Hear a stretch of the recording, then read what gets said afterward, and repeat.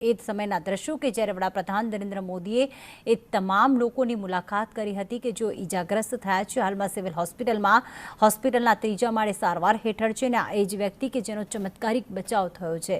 રામ રાખે તેને કોણ ચાખ્યા કહેવત આ વ્યક્તિ માટે કદાચ સાચી પડી શકે, કારણ કે એ વ્યક્તિને કંઈ યાદ નથી કે શું થયું, કારણ કે એકદમ બેહોશીની હાલતમાં હતો અને જ્યારે એ મુસાફર ઉઠ્યો ત્યારે આસપાસ માત્ર કાટમાળ હતો, લાશોના ઢગલા હતા અને એ વખતે એટલો ગભરાઈ ગયો હતો. બધા પૂછી રહ્યા હતા કે શું થયું, તારું કેવી રીતે આવાજ બચાવ થયો, ત્યારે એ જ કહ્યું કે મને કશું જ યાદ નથી.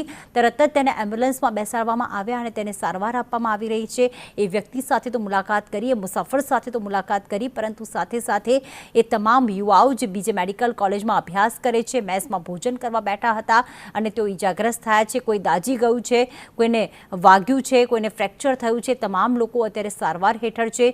એ તમામ ભવિષ્યના ડૉક્ટર સાથે અને આ ઘટનામાં તેમની સાથે સરકાર છે, વડાપ્રધાન છે, તેની સાંત્વના આપવા માટે તેઓ પહોંચ્યા હતા અને ડૉક્ટર સાથે પણ વાત કરી હતી કે કોની કેવી અત્યારે સારવાર ચાલી રહી છે, કોને કઈ ટ્રીટમેન્ટ આપવામાં આવી રહી છે, એ સમયે હોસ્પિટલની વ્યવસ્થા શું હતી, અત્યારે કયા ડૉક્ટર્સ જે છે એ તમામ લોકો સાથે અત્યારે સંકળાયેલા છે, જોડાયેલા છે, એમનું ધ્યાન રાખી રહ્યા છે. તમામ નિરીક્ષણ કર્યું હતું વડાપ્રધાન એક દર્દી સાથે.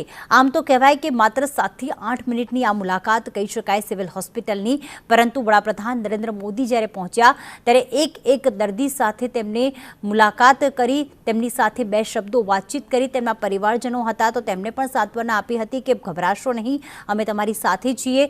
એમને સારવાર ચોક્કસ મળી રહી છે, યોગ્ય રીતે મળી રહી છે, તેઓ ઠીક થઈ જશે, એ પ્રકારના શબ્દો કહેતા પરિવારજનોએ હાશકારો અનુભવ્યો.